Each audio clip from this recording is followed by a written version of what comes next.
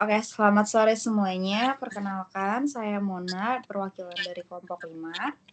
Di sini kelompok kami akan memerankan podcast video yang berjudul Problem Filosofis dalam Film The Matrix dan jawaban berdasarkan aliran pemikiran modern.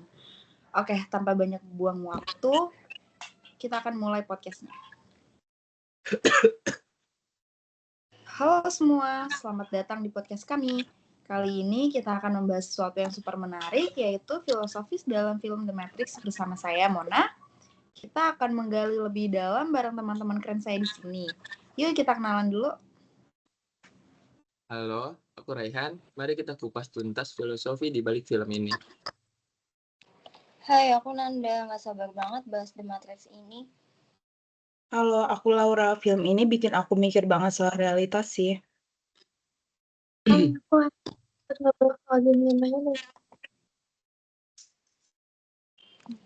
Halo semuanya, nama saya Putri. Senang banget bisa ikut diskusi ini. Hai, aku Ali. Saya tertarik banget sama perspektif modernisme dalam film ini. Hai semua, saya Endah. Yuk langsung aja kita mulai. Oke, jadi di film The Matrix, problem utama yang diangkat oleh penulisnya yaitu tentang realitas. Pertanyaan simpel tapi mendalam. Apakah dunia yang kita lihat itu benar-benar nyata atau cuma simulasi? Iya, bener banget. Kalau di film, tokoh Neo harus memilih antara pil merah atau pil biru. Pil merah membuka kenyataan tentang dunia yang sebenarnya, sementara pil biru membuat tetap hidup dalam ilusi. Nah, ini kan sebenarnya pertanyaan eksistensial banget. Apa itu kenyataan?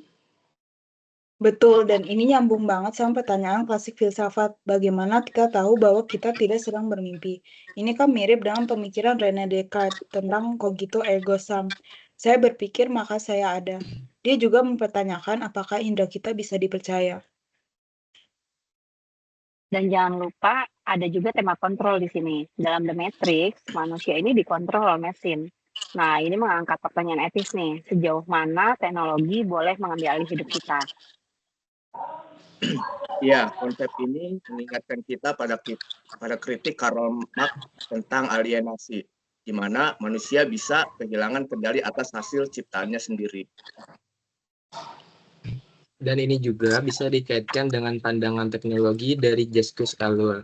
Dia mengatakan bahwa teknologi itu netral, tapi penggunanya bisa menentukan apakah itu memerdekakan atau justru menindas. Kalau ngomongin kontrol, aku jadi inget pandangan dari Foucault. Dia tuh ngebahas soal panoptikon sebagai simbol kontrol sosial. Di The Matrix, kontrol ini bisa dilihat dari cara mesin terus-menerus memonitor manusia, bahkan tanpa mereka sadari. Bagaimana kekuasaan itu bekerja melalui pengetahuan. Dalam The Matrix, simulasi tidak pernah mempertanyakan sistem. Coba deh sekarang kita masuk ke jawaban filosofis dari aliran pemikiran modern. Kita mulai dari modernisme kali ya. Ali, gimana nih modernisme memandang masalah ini? Oke, kalau modernisme, mereka percaya pada rasionalitas dan kemajuan. Dalam konteks The Matrix, modernisme mungkin akan mengatakan bahwa teknologi itu alat yang kuat. Tapi kita harus menggunakannya dengan bijak untuk memahami kenyataan bukan terjebak di dalamnya. Mereka juga percaya bahwa ada kebenaran di balik semua ini yang bisa diungkapkan dengan logika dan ilmu pengetahuan. Menarik. Kalau postmodernisme gimana, Laura?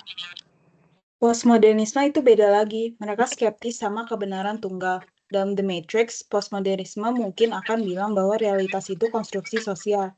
Bahkan kalau kita ada di simulasi, yang penting ada pengalaman kita di dalamnya. Mereka juga menyoroti bagaimana narasi besar seperti kontrol oleh mesin bisa jadi alat dominasi. Oke, Rehan, kalau eksistensialisme gimana? Kalau eksistensialisme lebih fokus pada kebebasan individu. Tokoh Neo di The Matrix adalah contoh yang pas. Dia memilih pil merah karena ingin mencari makna hidupnya sendiri. Walaupun itu berat, filsuf eksistensialis seperti Sartre pasti akan mendukung keputusan Neo untuk menghadapi kenyataan. Apapun resikonya, Neo di sini bisa dilihat sebagai simbol kebebasan dan tanggung jawab dalam eksistensialisme. Aspek absurdisme dari Albert Camus, sehingga sebuah film merah itu absurd kalau tentunya makna sejati. Ketika dia memulai menciptakan maknanya sendiri. Ana ada lagi nggak aliran yang lain yang relevan? Ada fenomenologi. Mereka percaya bahwa kita harus memahami pengalaman waktu. Dalam konteks fenomenologi mungkin akan bilang bahwa itu nyata selama kita merasakannya. Jadi pengalaman Neo di dunia simulasi tetap valid. Fokusnya ada pada bagaimana kesadaran Neo berinteraksi dengan realitas. Terakhir, Endah, gimana pandangan materialisme? Materialisme ini menekankan pada realitas itu materi. Nah, kalau The Matrix ini materialisme mungkin akan fokus pada dunia nyata di luar simulasi. Mereka akan bilang bahwa kenyataan itu ada dan tugas kita adalah membuktikan secara ilmiah. Tapi bagaimana juga akan mempertanyakan bagaimana simulasi itu sendiri bisa mempengaruhi dunia nyata. Dan jangan lupa juga aliran ini juga bisa membahas bagaimana tentang kapitalisme menciptakan simulasi dalam kehidupan nyata kita, yang misalnya lewat media atau juga konsumsi massal, seperti yang dikritik oleh Jean Baudrillard dalam konsep simulakra. Tambahan lagi, Baudrillard bahkan menyebutkan bahwa The Matrix itu sendiri adalah simulasi dari simulasi. Film ini jadi refleksi bagaimana kita semakin jauh dari realitas yang sebenarnya. Wah, menarik banget ya. Kalau dilihat dari perspektif psikologi, ada nggak hubungannya? Tentu saja ada. Dalam psikologi, ini bisa dikaitkan dengan konsep realitas subjektif. Di The Matrix, setiap karakter punya pandangan sendiri tentang apa yang nyata. Ini mirip dengan teori konstruktivisme yang mengatakan bahwa realitas itu dibentuk oleh cara seseorang memahami dan menafsirkan pengalaman mereka. Jangan lupa untuk pengaruh trauma di sini, Neo harus menghadapi trauma psikologis ketika dia sadar hidupnya selamanya dalam kebohongan. Ini bisa dikaitkan dengan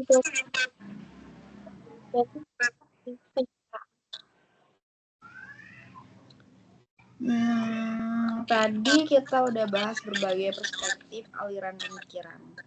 Sekarang gimana kalau kita bahas dua tokoh besar, Descartes dan Locke, yang memiliki pandangan berbeda tentang realitas dan pengetahuan. Descartes sebagai tokoh rasionalisme berpendapat bahwa sumber pengetahuan yang pasti adalah akal.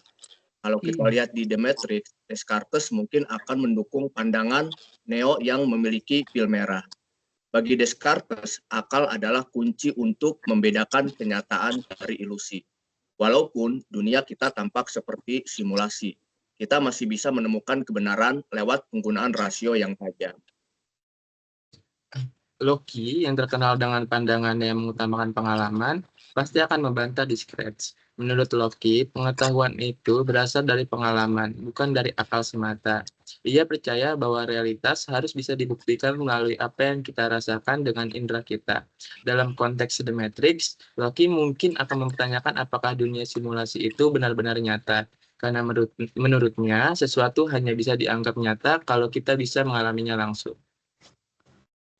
Jadi bisa dibilang Descartes akan melihat simulasi itu sebagai dunia yang penuh keraguan ya. Sementara Locke akan lebih fokus pada pengalaman nyata dan bisa diverifikasi oleh indera. Benar banget, Mona. Kalau kita lihat film ini menggambarkan bagaimana harus bertarung di dalam pikiran Neo. Di satu sisi ada kebutuhan yang mempercayai karena ada dorongan untuk membuktikan kenyataan melalui pengalaman nyata. Sekarang coba kita lihat bagaimana wawasan dunia modern tercermin dalam film The Matrix.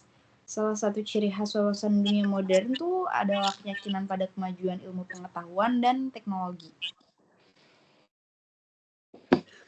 Benar, The Matrix menggambarkan bagaimana teknologi meskipun berpotensi membebaskan juga bisa menjadi alat penindasan.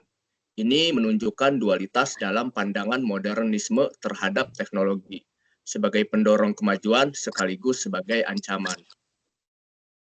Selain itu, film ini juga menggambarkan pemikiran modern tentang kontrol sosial dan individualitas. Neo sebagai individu yang berusaha menguasai nasibnya sendiri, mencerminkan kepercayaan modern bahwa manusia dapat menentukan nasib mereka, meskipun terkadang dihadapkan pada realitas yang tidak bisa mereka kendalikan. Jadi bisa dibilang The Matrix adalah representasi dari konflik antara rasionalitas dan pengalaman dalam mencari kebenaran yang menjadi inti dari wawasan dunia modern. Terakhir, mari kita pertanyakan relevansi wawasan dunia modern ini untuk zaman kita sekarang. Apakah ada teknologi sekarang semakin mengendalikan hidup kita seperti di The Matrix? Menurut saya sih iya ya, karena kita sekarang itu sangat tergantung oleh teknologi dari segi media sosial hingga kecerdasan buatan dan yang bisa menciptakan realitas virtual. Ini membuat kita bertanya sejauh mana sih kita bisa mempertahankan kontrol atas hidup kita sendiri? Dan dari perspektif postmodernisme, bisa jadi kita sudah hidup dalam simulasi yang lebih besar, di mana kebenaran dan realistis seringkali dibentuk oleh narasi yang kita konsumsi sehari-hari. Poin yang sangat menarik ya, dan itu mengingatkan kita untuk selalu kritis dan mempertanyakan apa yang kita anggap sebagai kenyataan. Nah, oke deh, kita udah bahas banyak banget nih. Jadi kesimpulannya apa ya? Mungkin The Matrix itu ngajarin kita untuk terus bertanya dan nggak puas sama apa yang kita lihat. Karena baik di dunia nyata maupun simulasi, yang penting tuh adalah bagaimana kita menemukan sebuah makna. Setuju. Yang bikin film ini menarik adalah ia membuka ruang diskusi tentang realitas dan bagaimana kita memahaminya. Dan juga film ini mengingatkan kita untuk berhati-hati dalam menggunakan teknologi. Kita harus jadi tuan atas teknologinya, bukan sebaliknya. Benar ya, selain itu film ini juga mengajarkan pentingnya kebebasan untuk menentukan pilihan meskipun pilihan itu sulit. Yes, terima kasih banyak buat kalian semua yang udah berbagi insight keren ini. Semoga pendengar jangan lupa follow, like, and kasih komentar. Kita bakal balik lagi dengan topik menarik lainnya. Goodbye.